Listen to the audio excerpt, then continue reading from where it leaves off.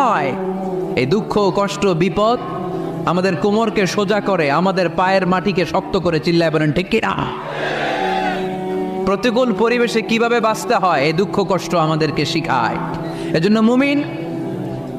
মুমিন বান্দার বৈশিষ্ট্য হচ্ছে দুঃখ কষ্ট বেদনা জ্বালা এগুলোতে সে আপসেট হয় না, সে হাল ছেড়ে দেয় না, সে ভরসা রাখে একজনের উপর। চিল্লায় বলতে হবে তিনি কে?